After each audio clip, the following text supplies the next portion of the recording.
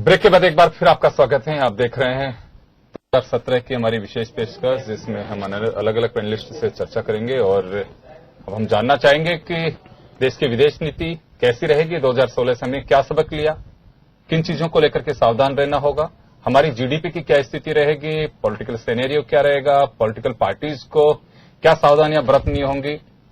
ऐसा तो नहीं कहीं जनता उन पे जो विश्वास कर रही है वो कहीं डगमगा तो नहीं जाएगा।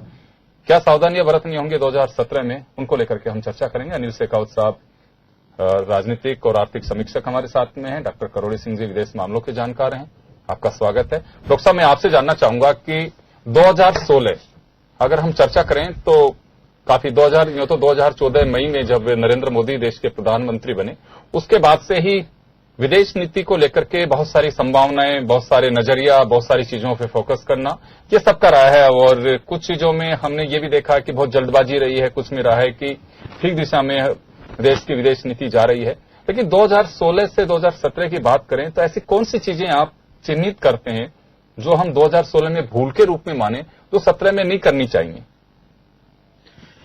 देखिए योगेंद्र जी, भारत की विदेश नीति के मामले में वर्तमान सरकार है वो एकदम से प्रोएक्टिव थी और इसके उन्होंने अनाउंसमेंट जो बीजेपी का मैनिफेस्टो था 2014 में, उसी में कर दिया था कि अगर बीजेपी की सरकार बनती है, एनडीए की सरकार बनती है, तो विदेश नीति के मामले में we will reboot revisit the foreign policy objectives, goals and contents.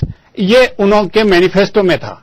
उसके बाद में जिस तरह की विदेश नीति रही उसको अच्छी तरह से कंसोलिडेट किया गया। गोवा में जो ब्रिक्स की समिट हुई, ब्रिक्स की समिट में जो 110 पॉइंट्स का जो समिट डिक्लेरेशन अनाउंस हुआ, उसमें भारत के जो विदेश नीति से संबंधित कंसर्न थे करीब करीब सभी को इनकॉर्पोरेट किया, क्योंकि उसको तैयार करने में भारत की प्रमुख भूमिका थी और उसकी वजह से भारत के सब कंसर्न उसमें किए गए। और उसमें यह स्पष्ट किया गया कि भारत की विदेश नीति में एक जो वैसे विदेश नीति ये नहीं है कि कोई क्रांतिकारी परिवर्तन होता है, हम 31 दिसंबर 16 को और 1 जनवरी 17 को कोई डिवाइडिंग लाइन मान लें। एक निरंतरता में परिवर्तन होता है, क्रांतिकारी परिवर्तन तो नहीं होता है। लेकिन दिशा जो लग रही है 2017 में और 2016 में हमारा रहा, 2016 में भारत ने यह प्रयास किया कि पाकिस्तान को किसी भी हालत में आइसोलेट किया जाए। और उस पाकिस्तान को आइसोलेट करने की प्रक्रिया में जब गोवा में ब्रिक्स समिट हुआ तो कोई सार्क ब्रिक्स इनिशिएटिव नहीं लिया गया, बिम्स्टेक ब्रिक्स इनिशिएटिव की बात की गई और बिम्स्टेक में पाकिस्तान को अलग करके बाकी जो सार्क के कंट्रीज हैं सब सम्मिलित हैं। तो इस तरह से पाकिस्तान को आइसोलेट करके ब्रिक्स के साथ बिम्स्टेक को जोड़ा गया। और उस समय उस डॉक्यूमेंट में यह स्पष्ट रूप से कहा गया है कि जो ब्रिक्स का है प्रारंभ में एक आर्थिक सहयोग के ग्रुप के रूप में था, उसका सामरिक, राजनीतिक और सुरक्षा संबंधी इश्यूज पे फोकस होना चाहिए। ये जो 8वीं समिट है गोवा में, उसमें यह स्पष्ट रूप से है। और जो सामरिक और राजनीतिक मुद्दे हैं उनमें स्पष्ट रूप से उल्लेख किया गया है कि रशिया और चाइना, ब्राजील, भारत और साउथ अफ्रीका की जो अंतर्राष्ट्रीय एस्पिरेशंस हैं उनके लिए सहयोग करेंगे, उसमें मददगार होंगे। इससे यह है कि भारत एक एस्पिरेशन रखता है कि अंतर्राष्ट्रीय स्तर पे भारत को एक वांछित स्थान मिलना चाहिए जो कि अभी तक नहीं मिला है। उनमें एक महत्वपूर्ण है सुरक्षा परिषद की सदस्यता। और भी बहुत से मुद्दे वर्षों से जो चुनौती बनी हुई है सुरक्षा परिषद के सदस्य की, 2017 में भी इसी तरह से। लेकिन ये मान सकते हैं कि 2016 में कुछ ऐसा प्लेटफॉर्म बना हो जिसका रिजल्ट 2017 में आ सके? देखिए योगेंद्र जी, मुझे नहीं लगता कि भारत सुरक्षा परिषद का परमानेंट मेंबर बन पाएगा 2017 में भी। भारत प्रयास जरूर करेगा, क्योंकि जिस तरह का अंतर्राष्ट्रीय लगता है कोई बहुत ज्यादा परिस्थितियां बदलने वाली नहीं है। परिस्थितियां बदलने वाली नहीं, अंतर्राष्ट्रीय परिवेश बहुत बदल रहा है। क्योंकि मुझे जो लगता है कि विकसित राष्ट्र जो हैं उनका जिस कंट्री की धरती पे जाते हैं वहां नजरिया कुछ डिफरेंट होता है, जिसे हम बहुत गलतफहमी में पाल लेते हैं कि काफी हद तक हमारे साथ में आ रहे हैं और जिस कंट्री को लेकर के मुझे आइसोलेट करना चाहते हैं वो बहुत मुश्किल काम होता है। देखिए लोकाचार की भाषा और व्यवहार में बड़ा अंतर होता है अंतर्राष्ट्रीय स्तर पे, यही तो डिप्लोमेसी होती है। लेकिन अंतर्राष्ट्रीय परिवेश में जो सबसे महत्वपूर्ण बदलाव अभी आएगा 2017 में वो ये कि पश्चिमी देश हैं वो ग्लोबलाइजेशन से हटेंगे। जो मेन स्ट्रीम मीडिया है अभी भी वो ग्लोबलाइजेशन की वकालत कर रहा है, लेकिन मास सेंटीमेंट है जो अमेरिका के ट्रंप की विक्ट्री से स्पष्ट हो गया है कि अमेरिका का मेन स्ट्रीम मीडिया क्लिंटन के फेवर में था, ट्रंप के फेवर में नहीं था। तो ट्रंप का विक्ट्री है तो ऐसा लगता है कि कंजर्वेटिव ओरिएंटेशन होगा और ग्लोबलाइजेशन से रिट्रीट होगा और उसका भारत पे बहुत ज्यादा असर पड़ेगा, क्योंकि भारत विकसित देशों में, पश्चिमी देशों में अपना प्रभाव बढ़ाना चाहता है और ग्लोबलाइजेशन से रिट्रीट होगा तो भारत की बहुत सी आकांक्षाएं मुझे पूरी होती नहीं नजर आ रही हैं। चलिए वापस आपके पास में आऊंगा। मैं एक बार अनिल शेखावत जी से मुखातिब हूंगा। अनिल जी, 2017 को हम देखें, राजनीतिक चैलेंजेस बहुत हैं। अगर हम यूं भी देखें, बिल्कुल एक सामने जो परिदृश्य नजर आ रहा है, फर्स्ट क्वार्टर 2017 का वही बहुत चैलेंजिंग है लीडिंग जो पार्टीज हैं उनके लिए। तो 2016 से अगर हम सबक लें तो क्या उम्मीद करते हैं 2017 में? देखिए, राजनीतिक तौर पर और आर्थिक तौर पर मेरे कहने का मतलब ये है कि जो सबसे बड़ा एक स्टेप इस पार्टी ने राज में आने के बाद जो नोटबंदी का लिया है, हाँ। जिसके पीछे उनका उद्देश्य ये था कि हम करप्शन को बंद करेंगे या कम करेंगे, या जो बाजार में काला बाजारी, ये जो काला मार्केट है, ब्लैक मनी, उसको खत्म करेंगे। बल्कि उन्होंने दावा भी किया, अभी कुछ पीछे मैं कोई इनकी स्पीच सुन रहा था कि मैंने हिंदुस्तान से काला धन खत्म कर दिया है।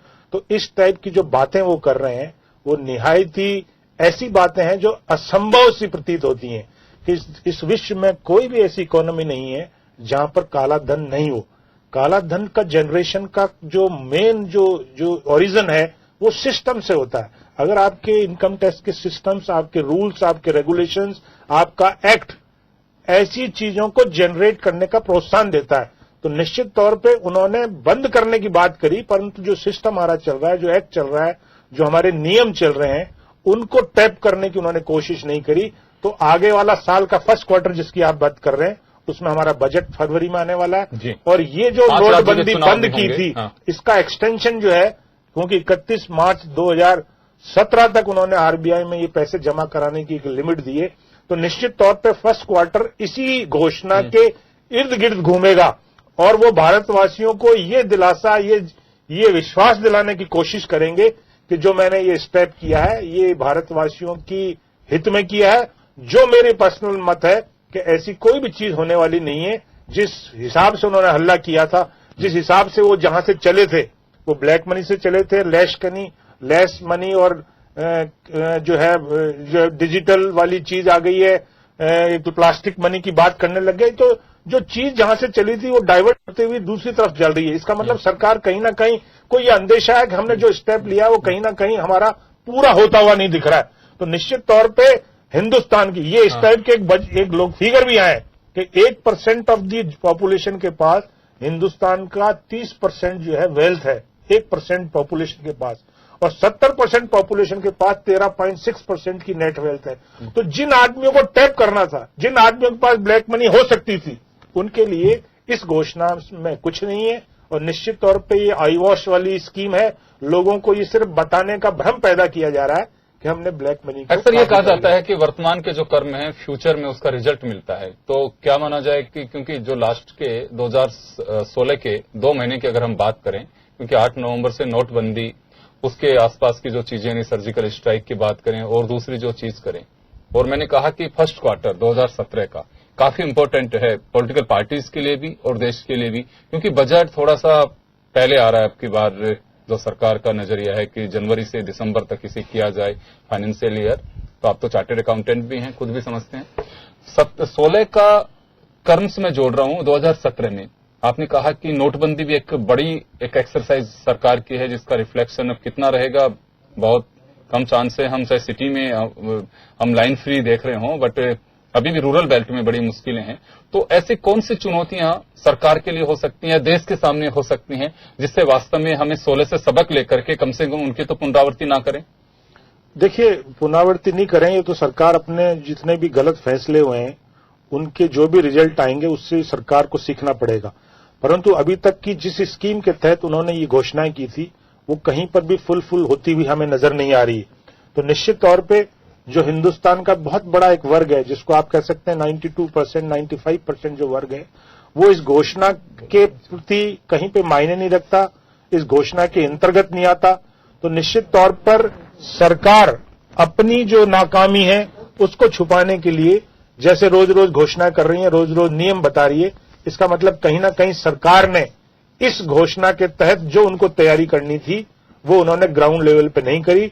इसलिए रोज सरकार को अपने नियम बदलने पड़ रहे हैं, रोज सरकार को वो चीजें करनी पड़ रही हैं जहां पर उनको ये पता ही नहीं था कि ये चीज हो सकती है। तो निश्चित तौर पर ये जो घोषणा थी इसके इर्द गिर्द पहला क्वार्टर आएगा। इस बजट में और कुछ लोग लुभावन चीजें ऐसी आएंगी जो इससे नाराजगी करी है, वो हो सकता है कुछ लोगों को रिलीफ मिले जो मिलनी भी चाहिए। तो निश्चित तौर पर इस घोषणा जिससे पूरा देश हिल चुका है, इस घोषणा से पूरे विश्व में इस बात की चर्चाएं हुई हैं कि क्या इस टाइप का जो सिस्टम है वो ब्लैक मनी को इरोड कर सकता है क्या। तो निश्चित तौर पर इस बात को रखने के लिए, इसकी सक्सेस को आगे लाने के लिए सरकार ये प्रयास करेगी कि हम बजट के थ्रू कुछ ऐसे प्रोविजंस लाएं जो निश्चित तौर पर जो हमने बात करी है वो आगे तक उसको ले जाएं। जी डॉक्टर साहब, मैं आपसे जानना चाहूंगी 2016 की बात करें, पड़ोसी मुल्क जो है हमारे, अगर उन्हीं के परिप्रेक्ष्य में देखें, उसके बाद हम एशिया को देखें या फिर विकसित राष्ट्र जिनसे हम नई दोस्ती की ओर पहल कर रहे हैं वर्तमान में नहीं पिछले कुछ सालों से, खासकर जैसे अमेरिका की बात की जा रही है जिसमें रसिया हमसे दूरियां बना रहा है, तो 2016 में हमने क्या खोया ऐसा या फिर देखें कि क्या पाया? देखिए योगेंद्र जी, 2016 में एक प्रवृत्ति हमें उभर कर सामने आई है कि हम जो पश्चिमी जगत है विशेष रूप से अमेरिका के बहुत नजदीक जा रहे हैं, और उसका परिणाम जो हुआ है, हम रशिया या दूसरे इस तरह के देश हैं चीन, इनसे थोड़े से अलगाव की स्थिति में आ गए हैं। तो ऐसी स्थिति में अगर हम देखें तो जो मध्य पूर्व है उसमें एक एक्सिस बना है, टर्की, ईरान और रशिया, और उन्होंने पीस एग्रीमेंट भी कर लिया है। यूएस एडमिनिस्ट्रेशन अभी नहीं आ रहा है, लेकिन उन्होंने ट्रंप से अपील की है कि आपके आने के बाद अमेरिका भी उसमें सम्मिलित हो। उसी तरह से दक्षिण एशिया में हमने एक ऐसा वातावरण क्रिएट कर दिया है कि पाकिस्तान, रशिया, चाइना एक्सिस बने, और उसमें अमेरिका के हम साथ पूर्ण रूप से नहीं गए हैं। पूर्ण रूप से इसलिए नहीं गए हैं कि हम न तो रशिया के नेतृत्व में जो यूरेशियन इकोनॉमिक यूनियन बना, न तो उसके सदस्य बने हैं, नए ट्रांस पैसिफिक पार्टनरशिप वाला अमेरिका का जो बना है उसमें भी हम नहीं बने हैं सदस्य, और चाइना का one belt one road policy है जो नीति है उसमें भी हम सम्मिलित नहीं हुए हैं। तो हम एक तरह से अभी आइसोलेशन की स्थिति में हैं, एकदम से अमेरिका के नजदीक उतने नहीं गए हैं, या यूं कहिए कि अमेरिका को हमारे ऊपर उतना विश्वास नहीं है। तो ऐसी स्थिति में मुझे लगता है कि अगर चीन, रूस और पाकिस्तान की एक्सिस बनती है तो ये भारत के हितों पे बहुत बड़ा कुठाराघात हो सकता है, और भारत को इसके लिए कोई न कोई नीति निर्धारण करनी चाहिए कि इसको कैसे प्रिवेंट किया जाए।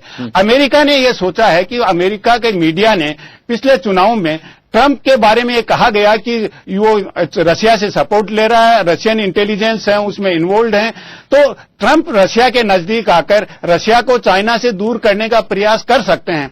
लेकिन हमारी तरफ से रशिया और चाइना में दूरियां पैदा करने के लिए या रशिया पाकिस्तान चाइना या पाकिस्तान रशिया में दूरियां पैदा करने की अभी हमने ऐसी कोई नीति तैयार नहीं की है। तो अगर यह एक्सिस बनती है तीनों की, जैसे मिडिल ईस्ट में बनी है इसी तरह की, तो यह भारत के लिए बहुत ही कुठाराघात होगा भारत के हितों पे, और भारत की मेरे ख्याल से इस संदर्भ में कोई विशेष नीति उभर कर सामने नहीं आ रही है। डॉक्टर साहब, एक मैं पिछले कुछ वर्षों से देख रहा हूं कि जापान अमेरिका को भी आप देखे, रूस अमेरिका की तरफ भी देखे, चाइना रूस की तरफ भी देखिए, राजनीति में अक्सर यह कहा जाता है, हिंदुस्तान की हो चाहे दूसरे मुल्क की हो, उसमें यह कहा जाता है कि कोई स्थायी दोस्त या विरोधी नहीं रहता है। क्या वास्तव में अभी ये देख सकते हैं कि हम जो हमारे देशों की जो स्थिति है वर्ल्ड वाइड अगर हम देखें तो ये माना जा सकता है कि वास्तव में अब स्थितियां बदल रही हैं? पहले शीत युद्ध जब चला उस दौरान ये रहा कि दो बड़ी ताकतें हैं उनके पक्ष में, आप कभी इधर, या नेहरू जी का निर्गुट सम्मेलन जो रहा, जो हमारी जो सोच रही थी उस दौरान की कि हमें किसी भी उसमें नहीं, निर्गुणता हमारी एक सैद्धांतिक भी हमारा एक वो रहा था। अब ये माना जा सकता है कि अब स्थितियां बदल रही हैं, एक पर्टिकुलर एक टाइम पीरियड तक ही ये सब चीजें बाउंडेशन में रखती हैं। देखिए योगेंद्र जी, ऐसा है, उस समय जब शीत युद्ध की स्थिति थी उस समय स्थिति बहुत क्लियर थी, और पंडित जवाहरलाल नेहरू या दूसरे विश्व के नेता थे जो विकासशील देशों के नेता थे, उन्होंने एक तीसरे रास्ते की खोज का प्रयास किया, और उस खोज में वो बहुत आगे तक गए, बहुत सफल भी रहे, यूं मैं कह सकता हूं। लेकिन आज की अंतर्राष्ट्रीय राजनीति की स्थिति है वो बड़ी फ्लूइड सी है। एक तरफ तो ये कहते हैं कि अमेरिकन हेगेमनी है, एक ध्रुवीय विश्व हो रहा है, दूसरी तरफ एक मल्टीपोलर वर्ल्ड हो रहा है, लेकिन क्लियर पिक्चर